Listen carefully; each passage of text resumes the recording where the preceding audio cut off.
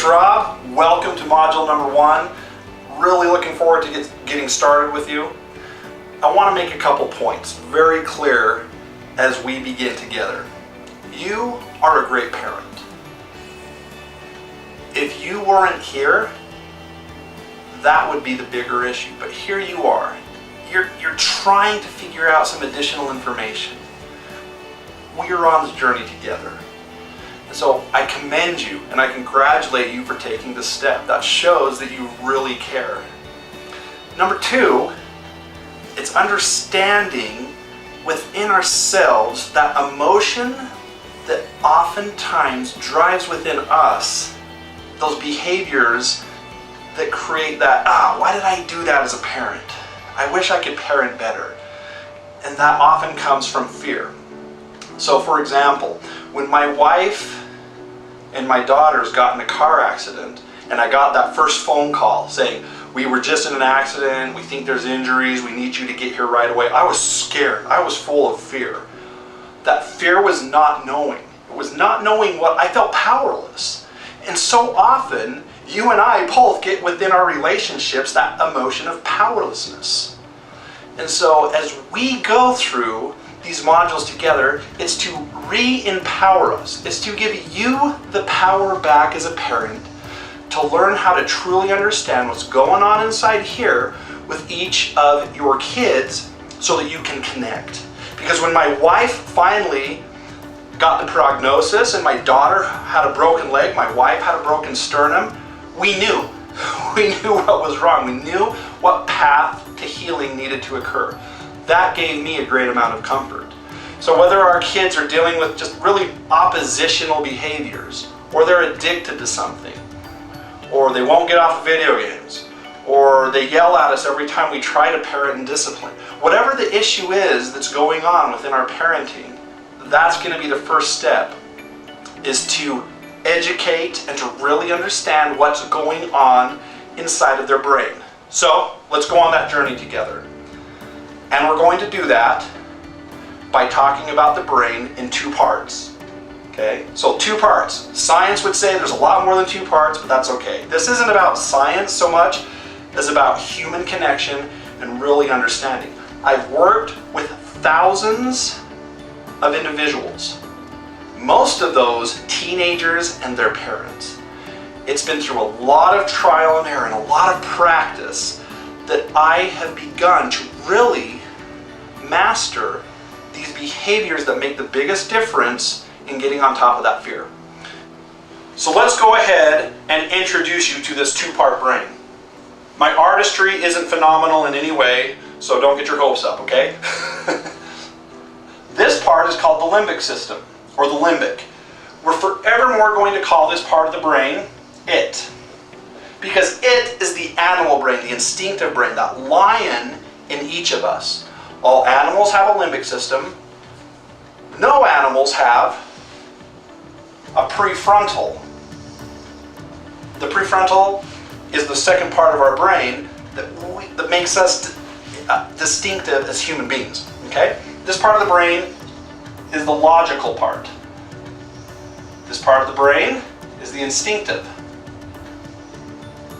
part of us. All right? And to understand the limbic system, to really understand what's going on from a survival standpoint in each of us and each of our kids, is these 3 prime directives that the limbic system has. So this first part of our limbic system is survival, okay? Within each of us as a human being or an animal, we have to do certain things or we die. Kind of obvious. The obvious answers are we need to breathe air, eat food, drink water, and procreate or have sex. As a species, if we don't do these specific things, we will die. Okay? So that is housed in that instinctive limbic part of our brain. The second is, avoid pain. Okay? And the third is to seek pleasure. This part of our brain, this limbic part of our brain, is fully developed by the time we're about 5 or 6 years old. goes through some minor changes around puberty, but for all cases, senses, and purposes, this part of our brain is developed by 5. The prefrontal, this logical part of our brain, is around our mid to upper 20s when it's fully developed. Okay? So for a little kid, they put their hand on a hot stove. When they're just a couple months old, they don't understand in their limbic system. They have no processing that that hot stove is creating the pain, so they might keep their hand on the hot stove. But a 1-year-old is going to pull their hand away really quick because that part of the limbic system is functional. And as we grow up, we develop more sequences with our limbic, and then the prefrontal starts developing, and this is what creates this concert as the 2 parts of the brain work together, creating a high quality of life. Okay? This part of the brain, the limbic system, doesn't have any morals. So for example, we're going to liken the limbic system to a lion. So this lion part of us, or the lion, if it's hungry, what's it going to do? What's a lion going to do? The lion is going to hunt, it's going to kill, it's going to stalk its prey, it's going to do whatever it needs to do to survive, avoid that pain of the need for food, and it's going to eat the food that's most pleasurable that's available to it. Or the gazelle in this case, okay? So when the lion kills the gazelle, it's not going to say, oh my goodness, I just left behind 2 little babies. The lion doesn't process morals. The higher functioning is in the prefrontal cortex. That's what separates us from a lion. The lion is going to say, snack for later. There's not going to be a moral dilemma in certain behaviors. But we as human beings have the moral dilemma that meets the illogical part of the brain. So when we are really, really hungry, when a baby is really, really hungry, there's no logic. A, because they're a baby, but B, because they're so hungry that they are going to scream until you feed them. Okay? When the baby's tired, they're going to scream until they get to sleep. And sometimes babies get so beyond sleep that they're going to scream even if you do put them to sleep. But does it change that much as we get older? You know, our kids get the video games taken away. They're going to probably throw a tantrum. If we take away those things that they perceive as survival needs, I'm sorry, son or daughter, you can't eat anymore. I mean, that would be totally illogical in the first place, but there would be a great amount of fear and illogical behavior that follows that. Okay? When everything's in order, when these 2 parts of the brain are working together, life is pretty good. But life doesn't always go as we wish it would. We sometimes get involved in certain behaviors that throw everything off. So we're going to talk about that. And the reason why they get thrown off is because we have a basic need for certain chemicals, neurotransmitters, to keep us balanced, to keep us feeling good. Okay? When these get off, we experience things like anxiety, depression, stress. Okay?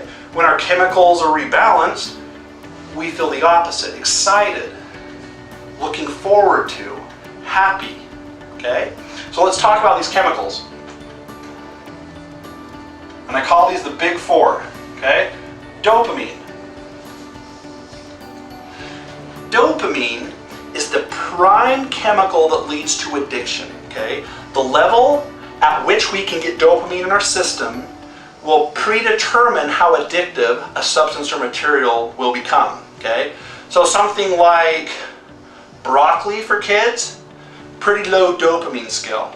Okay? Sugar, pretty high on the dopamine scale. They've actually done studies on vegetables versus sugar that show that sugar gives a lot more dopamine than vegetables do.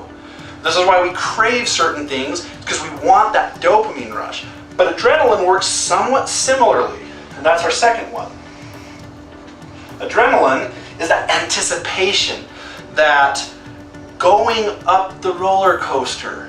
Which part's more scary, going up or going down? Depends on who you are, right? Depends on how you produce adrenaline.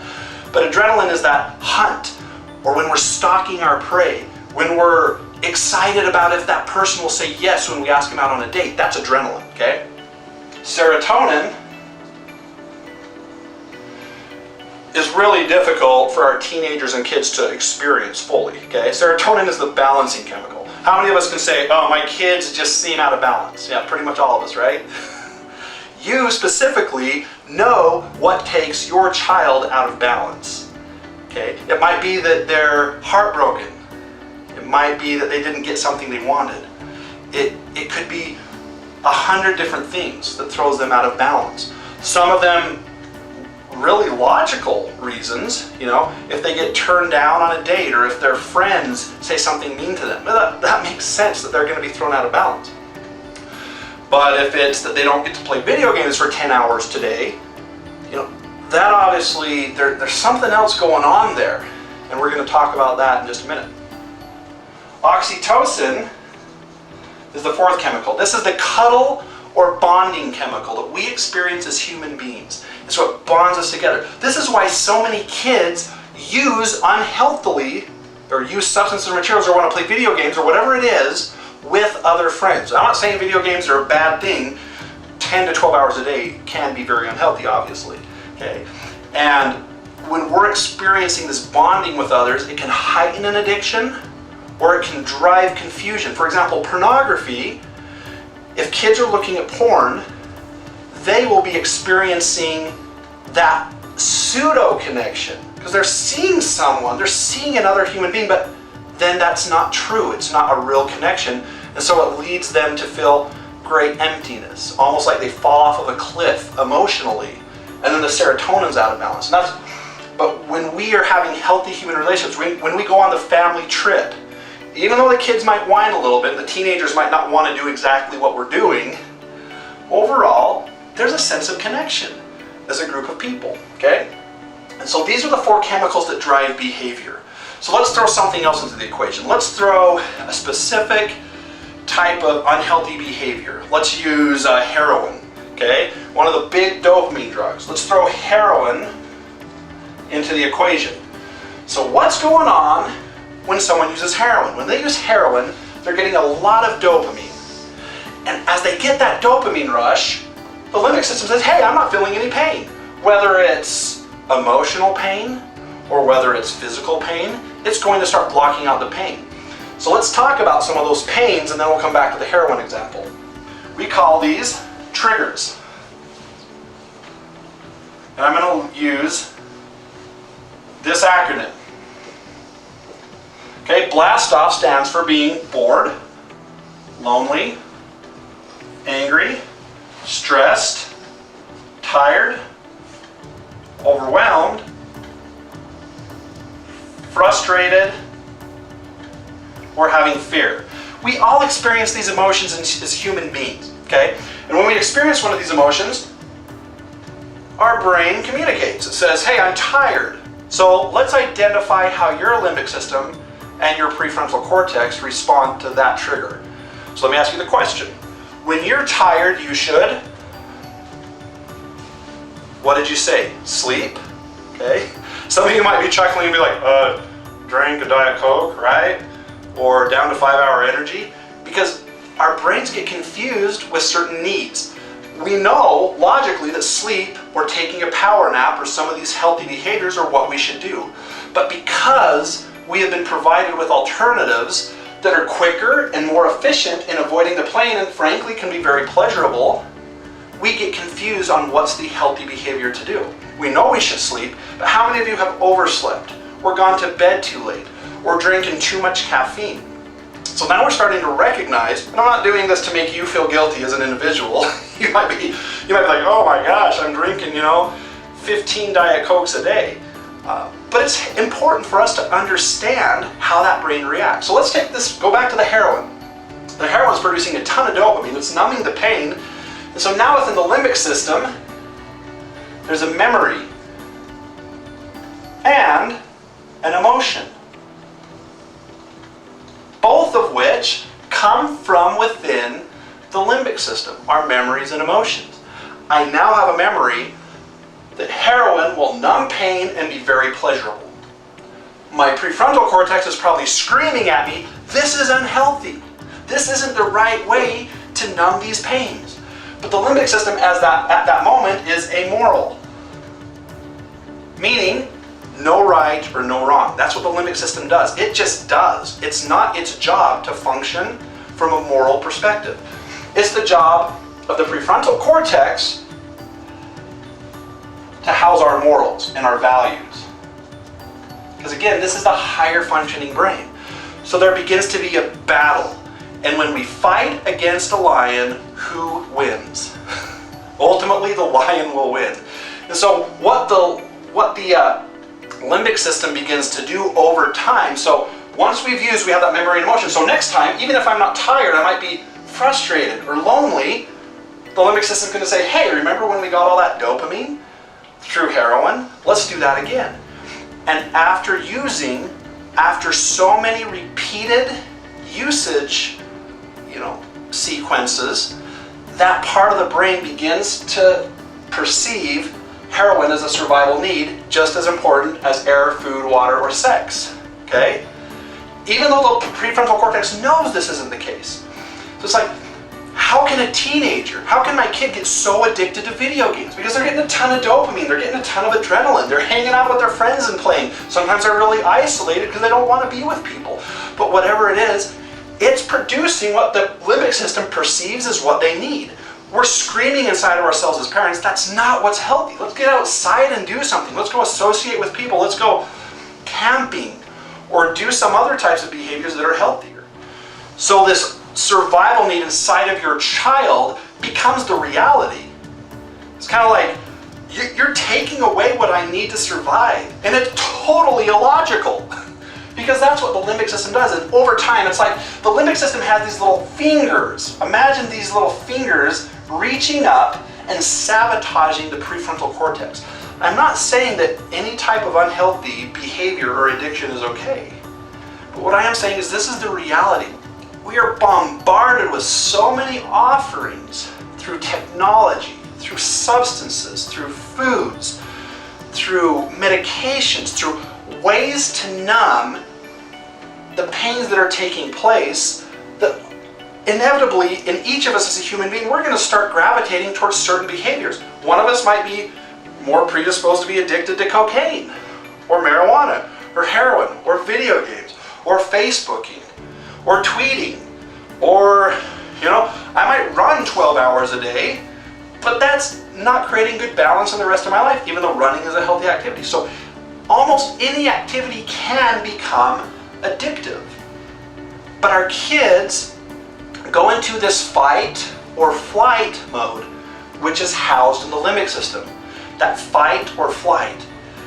When we walk in on a kid, let's give an extreme example. We walk in on a child looking at pornography. They're going to be freaked out because that's just not a normal human behavior interaction. And they're either going to fight by making excuses. Well, I was just doing some homework and this just came up and I was trying to get it off and I haven't been looking at this ever. First time ever, sorry. Whew, glad we solved that, Mom and Dad. When they could be terribly addicted. Or they're going to go into flight, into this, oh my gosh, I can't believe what's wrong with me. How come I'm doing this behavior? And you must think I'm terrible. And then as parents, we will go into fight or flight. Oh, I don't even know what you're doing in there. Just, do your homework. That's us fleeing as parents. Or fight, which is, what the heck are you looking at? I can't believe you're participating in this. The family, you're grounded for a month. Either of those emotions, either of those responses is going to create a limbic type of a repression within our kids, where they're not going to want to talk to us. So the goal is to start identifying what's going on inside of their heads. What is it that's triggering your kid? Are they having problems with friends? Are they bullied? Are they feeling lonely? Are they scared? Are they having a hard time in school? The cart might be coming before the horse. They're having a hard time in school because they're playing too many video games or because they're addicted. This is often what we focus on, is the actual behaviors which have become a survival need. And when we're focusing on these behaviors, these kids are going to either run from us or they're going to fight us. So the goal is, and the thing I really want you to understand along with me today, is the place we need to get to is on their level. Tell me what it is. What is it about this game that's so interesting to you? I want to understand. We're not in a flight mode or fighting them. We're beginning to engage them in healthy ways, helping us understand what it is. Remember my story about my wife who got in the car accident? We went to the doctor to understand what exactly was wrong. He gave us a diagnosis. He didn't scream at us or get angry at us. Okay? He said, wow, this is going to be a really hard thing for your 2-year-old daughter with this broken leg. And it was so cute seeing her walk around in her cast. When our teenager, when our kid is struggling with behavior that seemed to go on and on and on, that's not very cute to us. And I'm not asking you to consider that as cute. What we're doing here, and what I'm asking you to do, is to start to truly understand what that is.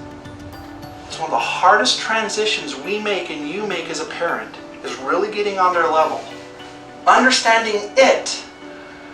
When they participate in a behavior that either gets you steaming mad or wants to make you just run away from them, that's what I want you to do, is start engaging that emotion in a healthy way. Say, what is that? When I see kids in my office, they know what they're doing isn't okay. Their biggest fear is disappointing and shaming. It's that engagement with the parents. But when you can get on their level and say, why is it that you got drunk at the party? What's that about? Well, what's my consequence? We'll talk about that later. Let's just talk about you for a second. What's going on? Are you okay? Was it fun? Was it scary? Oh, it was kind of fun, Mom. Wow. That's really crazy how powerful alcohol is, isn't it? How fun that can be. Well, now, this isn't fun that you're laying in puke right now. No, it's not. So, yeah, that's pretty crazy, isn't it? When we can get on their level and begin to understand, it doesn't mean we don't discipline. In our future modules, we're going to talk all about that. But right now, our goal, and what I want to share with you today is, A, let's really get inside their heads. What is it that's triggering them? Is it boredom? Loneliness? Are they angry? Stress? Is it a divorce? Were they bullied at school? Were they abused as a child? Were they, too busy and too popular that they never felt good enough? I mean, it could be anything. I've worked with everyone you can imagine, from kids that are the level of student body presidents and valedictorians to kids that have never really been able to connect with another human being and feel like they have friends. But in reality, we're all so similar as human beings. We just want to connect and be understood. So begin to identify those triggers. I would also invite you to identify some of your triggers, because as we begin to understand what it is in us that has addictive tendencies, we're scared to do this, but I'm inviting you to do it. We can then better connect with our kids. And I'm actually going to share a story with you about that. One of the things that I really want you to start doing with every module we go through is rewarding yourself. Okay? As you complete one of these modules, give yourself some kind of a reward. What I want you to do today might seem like the reward that we shouldn't do, but I want you to actually do it.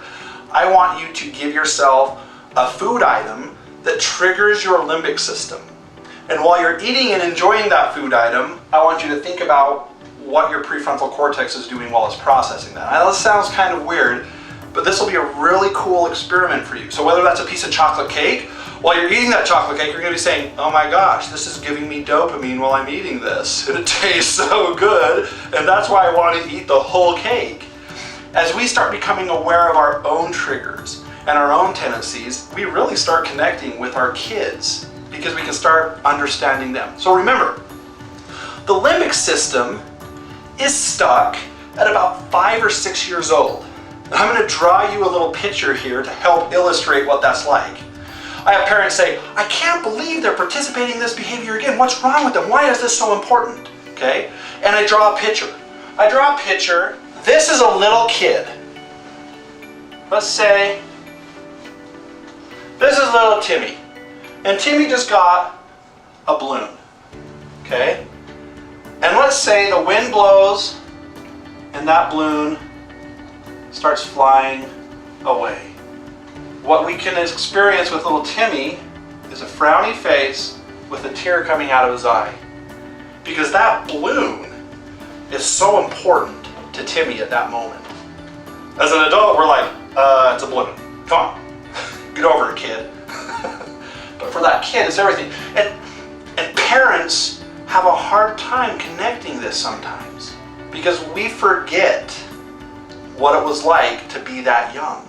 So I want you to do this for a second. Think this is you, okay? This is you today in a windstorm. And here's what you're experiencing. This is your string, but on this string is your wallet. I know that looks like a fly swatter, but it's a wallet, I promise. And your wallet is flying away in the wind. What does that mean to you? All your money, all your credit cards, your driver's license, just gone. What's more important, the balloon to the 5-year-old or the wallet to the 35-year-old? At that moment, they probably hold pretty equal value based off perception. So for our 14-year-old who's going through friend issues and has decided to use a drug or to involve themselves in an unhealthy behavior, or they're angry all the time, that's because they have just lost their balloon. They're having a hard time processing what just happened with that connection, with something that's so important to them. Or someone who's coming off of a drug, they're losing something that has been such a survival need for them in avoidance of pain, and they're going to be withdrawing and hurting. They know that these things are unhealthy. They need you to be there as a loving parent, not just a friend, but as the loving parent who can connect with them on this level. Hey, even though I really can't understand what that's exactly like for you right now, I've lost things that are really important to me in my life. And I can see where this is so hard for you. If you can connect with them on that level, they are going to come back to you. They're going to start talking to you. I told you I'd share a story with you, and I'm leaving out some information and adding other information to protect client confidentiality. And I'll do that with all of these modules. Whenever I share stories, I'm switching things up just a little bit to protect confidentiality, just so you know. So a family came in. One of the kids was deeply addicted to substances, and both of the parents were having a hard time understanding. The son was like, I hate myself, I'm ruining my parents' marriage, I have all these issues, I know I need to stop, but I just keep falling back into the behavior, and some days I want to stop, and other days I don't want to, and the parents were in the same place. We don't know what to do anymore. We're beyond, frustration in this whole thing. Should we just throw this kid into a residential facility because we don't know what to do anymore? Sometimes that's necessary, is to give someone some really deep help. But in this case, I could tell that it was so much more about connection and them really understanding each other. Neither party could truly understand what was going on inside of the other person's heads. So we slowed down, I taught him about the two-part brain, and the dad really started getting it. He's like, I've had addictions in my life. I've had these issues. I still have stuff that I'm working through. This is making a lot of sense. And he was like, hey, talking to his kid, I'm really starting to understand what kind of emotions you're going through. This has to be incredibly hard. And he was like, it is. And we started understanding that the entire family had a history of depression on both sides. And what this young person was doing is they were using drugs because they were depressed all the time. And they were getting more and more depressed because they were making their parents' lives harder, and this whole family conflict, and it just kept driving the addiction deeper and deeper. But for the first time, this dad and this kid connected on a really deep level. The mom was having a really hard time. Usually it's the other way around. Usually when moms get it before the dads, okay? But in this case, she's like, why doesn't he just stop? What is it about this that just, it's ridiculous. I have some stuff in my life, but... So we started talking, and I said, well, what's the hardest thing for you? How are you coping with all of this? And then I see a big smile come on the dad's face, and he said, oh, she copes because she has a support system. And I said, great, having a support system is amazing. And then the son was like, it's not just a support system, you're telling everybody about my problems. And we stopped. I'm not telling everybody. And the dad's like, yeah, you kind of tell everybody. And literally, her support system was dozens and dozens of people knew about the problems going on in this family. And this kid was so distraught by this. He's like, he literally was crying. I'm so tired of you telling people about my problems. I want some privacy as I go through this. And then I said, okay, so Mom, I said, when you're overwhelmed, you talk. And then the dad says, you gossip. And so I did it. I wrote it. I said, okay. And when you're feeling pain, you feel like you need to talk to someone about that pain, which isn't always a bad thing. But then you start talking about the other people. And so your addiction is getting comfort by letting everybody else know about the problems. And the son stands up and he's like, you're a gossip addict. And I started losing control of the session right then because the mom was angry, the dad was angry. This family's like fighting about a whole new issue instead of the son's addiction. It was awesome. All of a sudden, everybody had problems, not just the son. And they were starting to fight, which was the first step, which I don't encourage you to go fight, but it was the first step in them starting to heal. And over the next couple months, this family healed because the mom got it. She really had a way to identify with why this kid kept using over and over again. And as they healed, this child's addiction started getting less and fewer and far between until he got sober. That's the key that we are here to learn together, is how to really connect by understanding and being educated on a level that we've never done before.